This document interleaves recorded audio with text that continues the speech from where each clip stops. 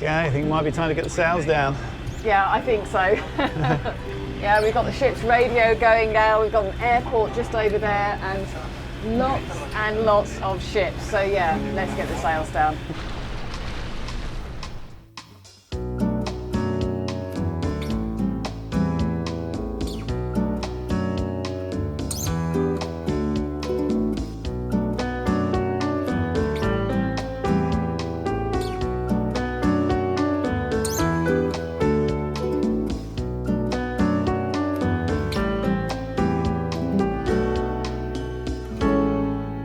Hello and welcome to the Costa Brava. I've always wanted to say that, Costa Brava. Yeah, it's sort of one of those places. It's the jewel in the crown, really, of the costas on the southern coast of Spain here, because it's just a beautiful coastline, but it's not so easy for cruising. No, we have now found this lovely anchorage where we've been for a couple of days, and I hope you like the film. Coming up, a whole pod of dolphins taking us to Barcelona. Titanium Brompton bikes, small and perfectly formed. And where to anchor. The Costa Brava doesn't make it easy.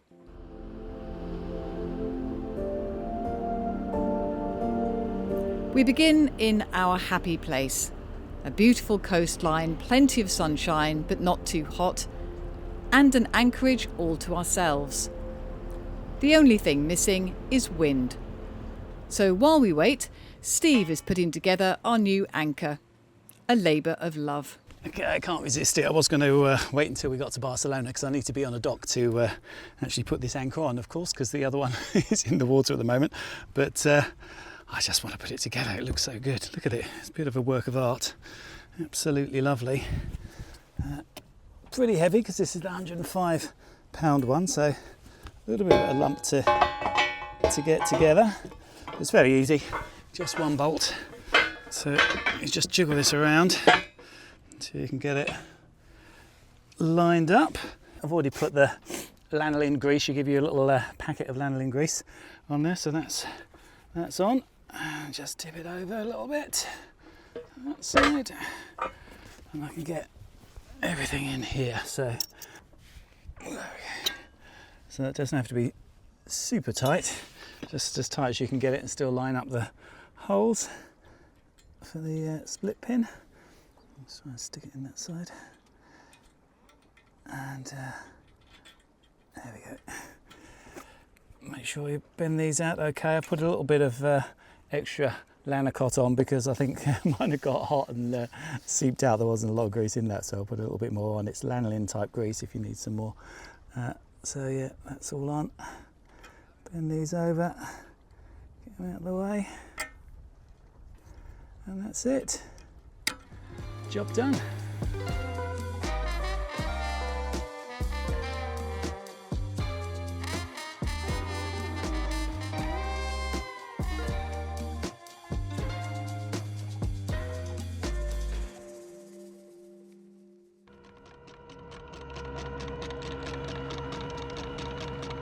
Then at last we have breeze, sort of. So it's probably the last time we'll use this anchor before I put the stainless one on. And you can see this is one of the things about the galvanised one. The mud does stick to it a bit more, so I'd expect this to slip off quite a lot easier with the stainless steel one. You get there eventually though. Okay, so we're on our way to Barcelona. It's always a shame to leave the Balearic Islands. They're a lovely set of islands, but we haven't been to Barcelona before. We haven't done that section of the Spanish mainland. We've waited a week for the wind to come up.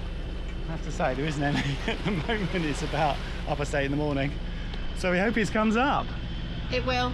It will, yeah. Yeah, no, I'm confident it'll come up. Look, you can see the ripples. Yeah. That's enough for a start. We're going to be fine, and we better be fine. We've waited too long. Yeah. I have checked all the models. They all agree we should have about 13 knots of wind on the beam the whole way.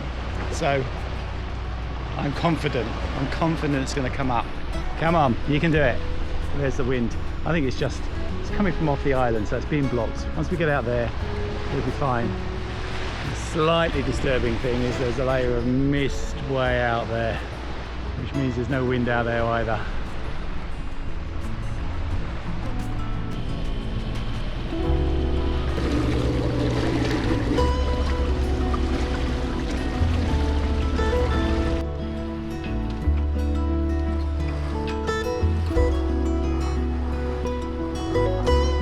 It doesn't take long before there's enough wind to put up the main, and we settle in for a slow sail to mainland Spain.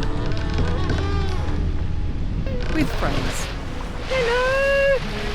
Oh, they're not that small.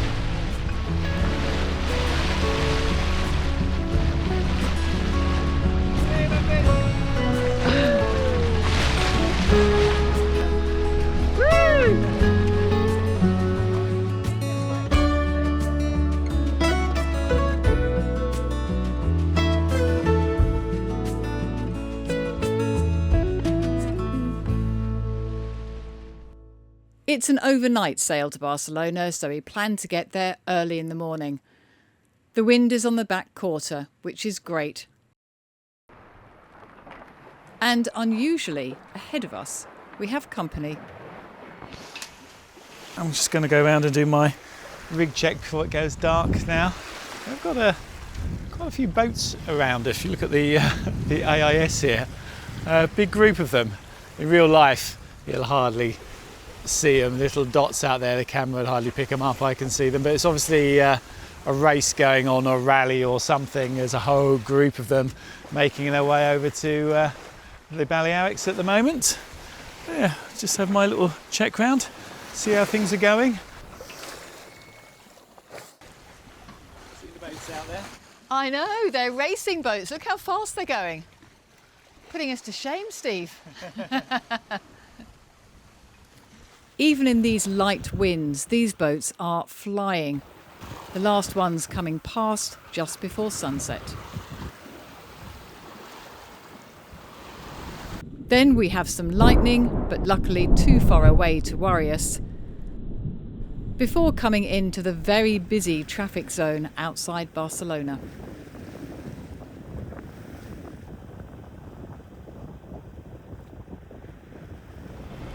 Okay, I think it might be time to get the sails down.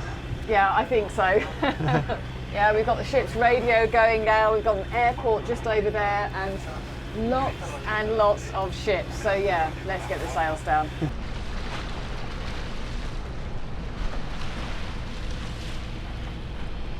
We are staying for a couple of nights in Marina Vella, which is quite close to the town and opens at 6 a.m.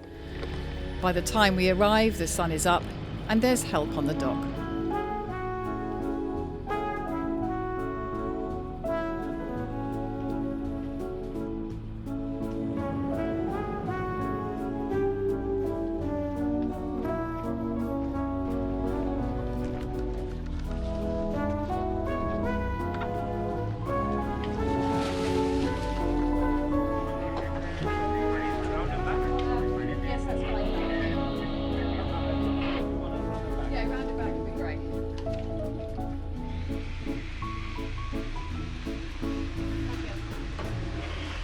Then we are off because we had a busy day.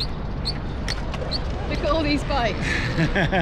That is a clue. Yes. This is Bike City and we're going to pick up our bikes. Yes, Brompton's got a centre here and they've got a couple of bikes waiting for us that we're going to be testing out. They are special bikes. They really are, yeah. Especially for sailors. Come on, yeah.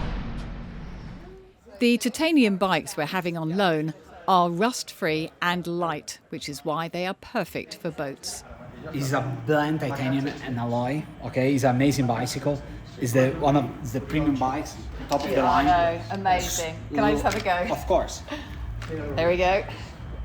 There's just nothing to it. It's amazing. To unfold. Right. All right. You.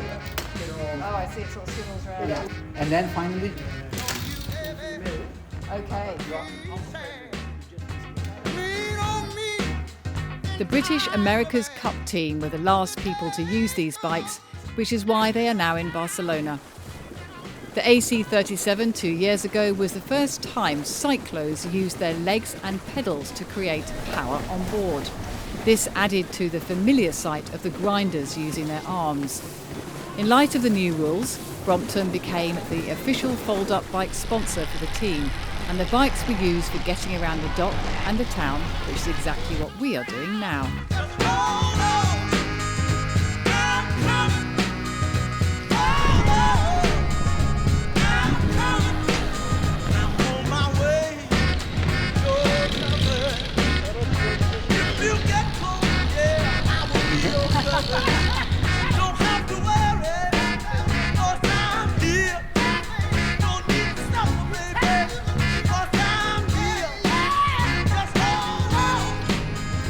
This really is the best way to see Barcelona.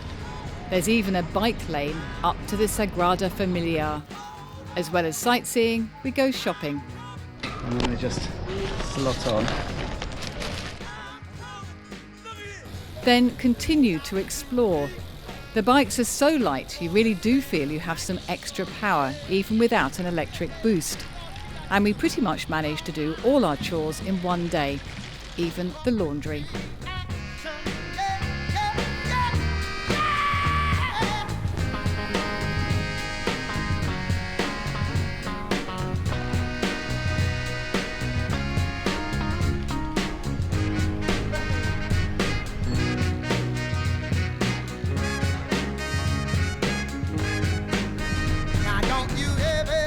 At under 7.5 kilos each, there's no problem packing them away on board before we set off on our next trip.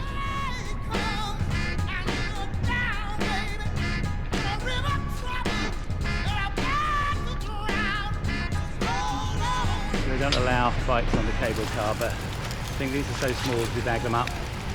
Hopefully it should be fine. Apparently that's what people do on the high-speed train.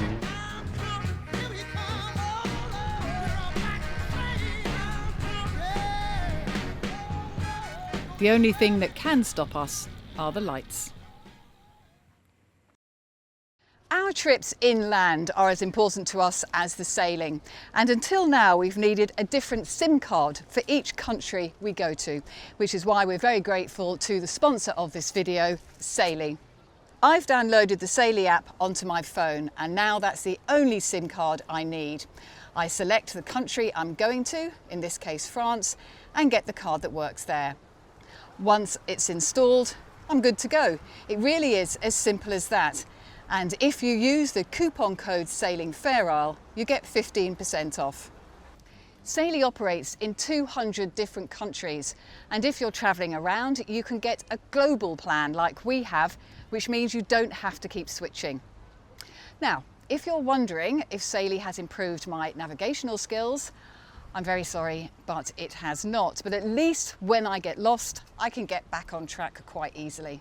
So if you're travelling and need data, use the link below to get connected and get 15% off.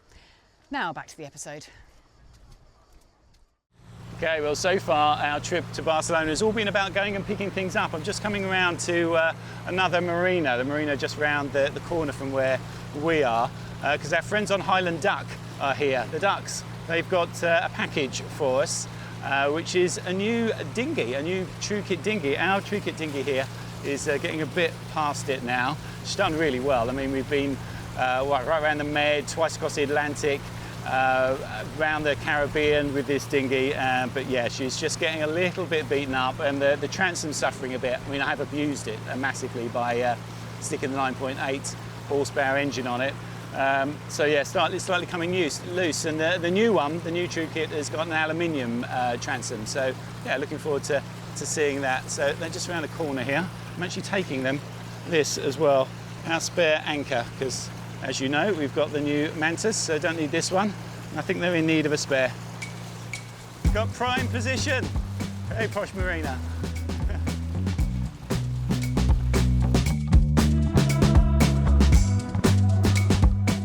It's an easy process to put together. Just half inflate everything so you can fit the floor in easily and then get up to pressure. And there's a new fitting for the seat, which now slides on and can't come loose.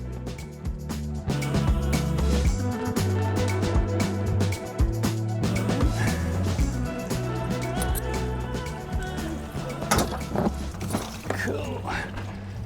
Lovely.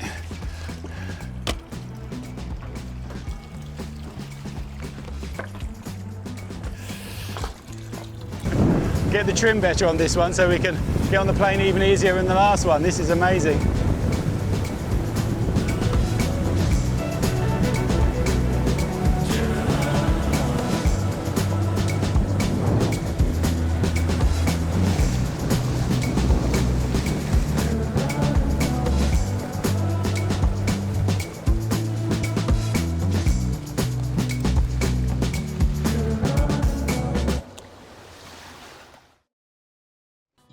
The Sagrada Familia dominates the landscape, and to see Barcelona at its best, we climb high to Park Güell, also designed by Antoni Gaudí.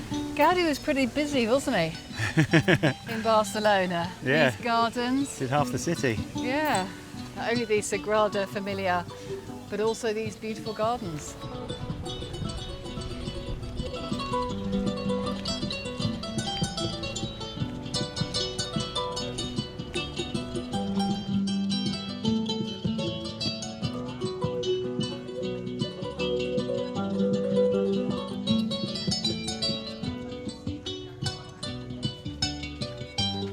These early 20th century structures were originally designed to be part of a private residential complex. The curved and undulating benches rooted in Baroque architecture are a precursor to Gaudí's later work inside the Sagrada Familia.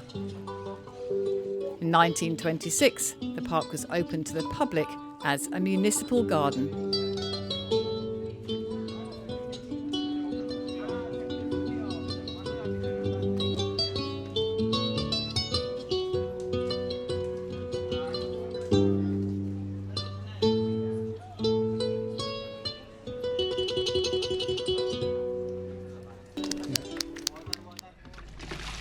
Now back to boat jobs and swapping over the anchors. Scraper wouldn't cut it. Chisel's getting some off, but that's really stuck.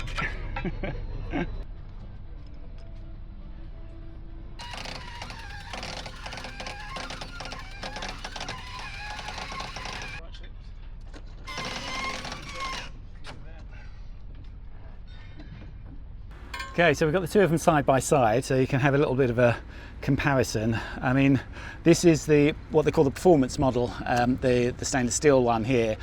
So in every other respect, it's the same as the galvanised one. I mean, now the new model of the galvanised one is the performance one as well, so it'll look the same as this. So the only difference is really this scalloping at the top here, and that's just purely to save weight. I mean, the reason they've made this as wide as they have is that they want it, if it fell awkwardly and was sort of upside down, then you want the ground to be lifting this up as much as possible, so the weight out here will pull it back straight again. So that's where you want the width, but you don't want so much weight, so they've just scalloped it just to lose a little bit of weight up there, and also put the hole back here in the shank as well, because you just don't need the weight in that part of the anchor. You want it all up here, which is what it's got. It's got this, you know, real heavy piece underneath, which puts all the weight up on the tip, so the tip goes in well. But the big change for this, and they say really it's for soft mud, not for most things, because in most substrates it's not going to go down deep enough to dig into here. Although, I mean, we've had sand, soft sand, especially if there's seagrass around in it, it's quite loose, it sort of gets in there to quite a depth. So for a final test, we decide to use the full momentum of our 26-ton boat. You can see the chain come forward here as we take a run up.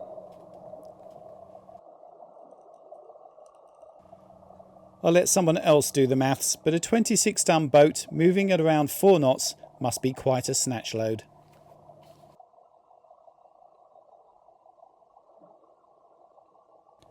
Here it comes. The seabed erupts and the anchor slides another 2 feet. But that's it. It's still in and still square.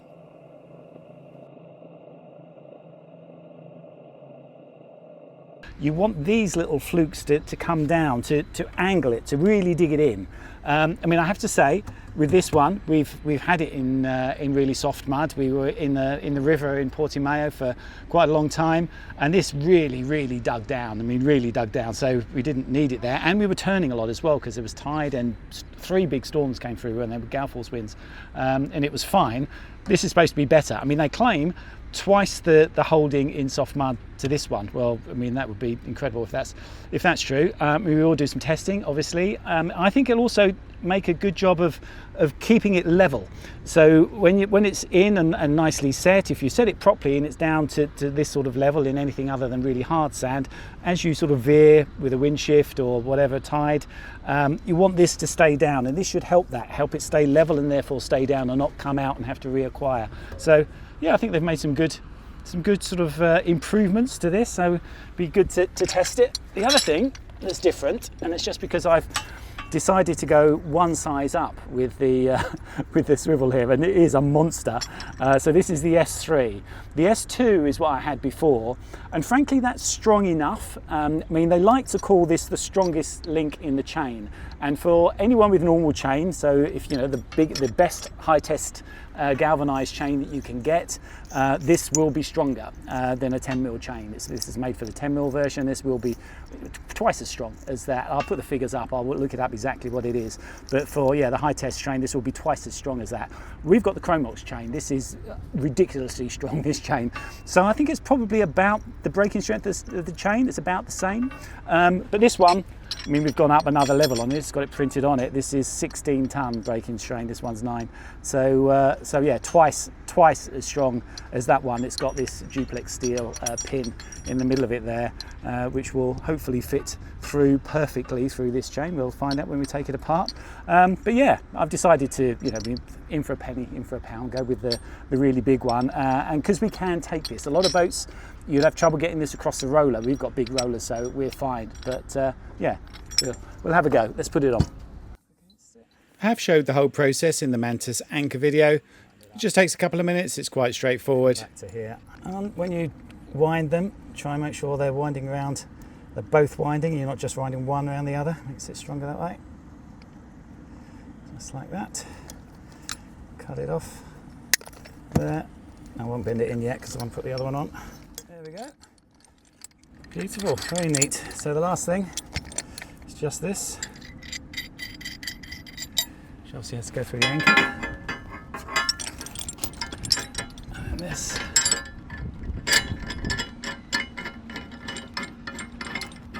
And see, that's the good thing about this anchor, is you've got this that can swivel anywhere, this that can swivel, that can swivel. So it's just articulating every way you possibly can think of, so it's not going to get stuck on anything. Give it a good tighten, and there's the last bit of wire they include for this pin. Before we leave Barcelona tomorrow, there is one last thing we want to do, and that's go down to the beach. Just to watch.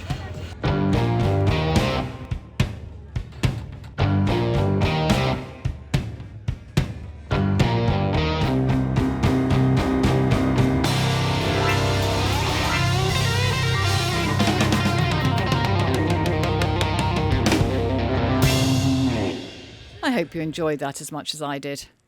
Now, we are leaving the marina to travel north along the Costa Brava. Our first stop overnight is a little rolly, but ahead we can see plenty of little sheltered bays, which should be fine to anchor, except for this. Time and time again at this time of year, they are overwhelmed by little boats on buoys, or just a swim line out to about 20 metres. We do find one pretty little village to spend the night, but with the swell creeping in from the east, we move again to Sarriera. This is the first place we feel welcome as cruisers, but even here there are problems. So I have to say, the Costa Brava on the whole is not that cruiser friendly when it comes to anchorages. If you can get in one, then getting ashore is the next thing. You can see here how many boats there are. There's a tiny bit of beach left, but they want to charge you to go onto that bit of beach. Tiny beach here, yellow buoys outside it. We have actually rowed ashore on that bit to just get in. But yeah, they make life as difficult as possible for cruisers, it seems. I mean, life here I think is just about the locals with their little boats on the moorings, and yeah, they're not giving any sort of space or facilities for cruisers, which is a shame because yeah, it's a lovely bit of coastline. I'll show you the other place just around this corner here that we put the dinghy yesterday. We did manage to come in here. Got a little bit of flat stone just in there, so we could just lift the dinghy up on that. There's a few rocks around, but that's the beauty of having a lovely lightweight true kit dinghy that you can do things like that, and you do need to sometimes, especially places like this, and just improvise, pull it up on shore, do something to get the dinghy out of the way. And we can easily, just the two of us, lift this up. When we do manage to park the dinghy, the trip to Guell is a delight. The 11th century castle at the top of the hill is just a ruin, but with great views.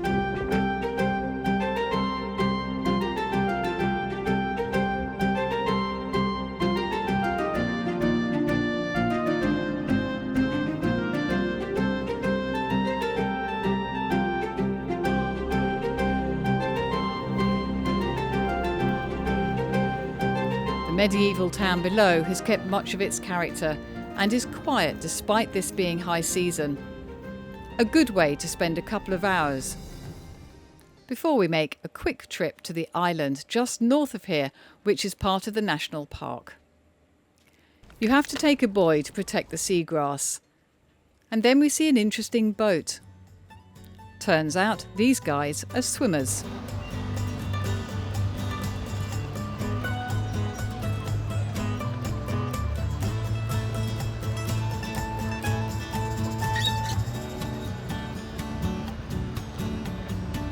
They're coming all the way through here, avoiding all the canoes and the little boats, of which there are many.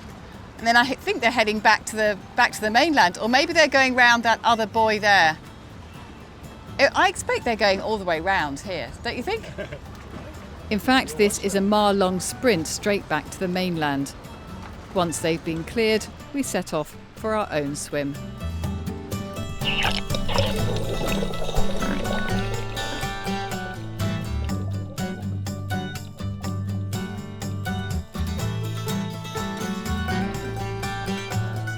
We don't stay in for long, very few fish, and it is quite cold.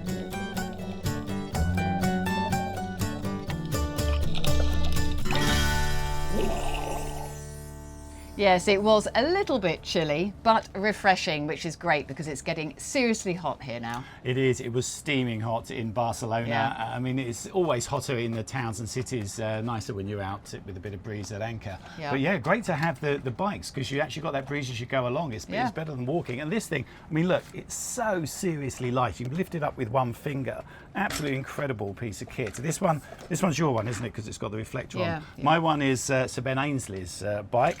Well, actual Ben Ainsley's bike.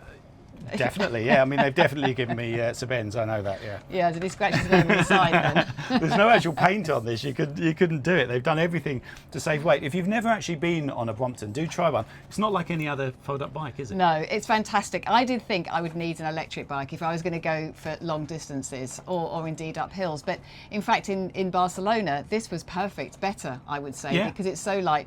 You feel like you're flying. It does. It makes it so easy. Yeah. We've got this deal with Brompton, so we can test a couple of different bikes and try and find the ultimate bike for cruising. It obviously depends on what you want. But I think you're right. I think it might be that we end up that we want an electric bike, because we like the distance you can get with those. You can get somewhere and go up mountains. Look, going up hills, I would struggle. I know that a serious biker would be fine, but I would struggle with that. Yeah. I mean, these things are very good. You can look online and they've got some hill climbers going up with these against proper hill climb carbon fibre bikes, and these do really well. So yeah, it is good. I think if you're any sort of cyclist, you wouldn't want the electric part, but I don't know, we'll see. We'll test them. We'll test them when we go around the other parts of Europe, because we are on our way to France, which is amazing that we've never sailed the south of France, being British, but we haven't. We haven't, no, we always bypassed it going through the Balearics, but it's going to be nice. We can get across the Gulf of Leon now. The Mistral and the Tramontana have been blowing together for the last week. So we've been pretty much holed up here, which isn't bad now. I mean, this place is absolutely lovely. So This is Cadac. Yeah, we'll do some filming here, and then we will move on, and there, and then Corsica. And then Corsica. I really do want to go to Corsica this summer, and I think that's very doable. Lots of French. You're going to brush up on your French. I am. I'll be franglais by the time we finish. So thank you very much to our patrons, thank you to our subscribers, and thank you for watching. Thanks for watching.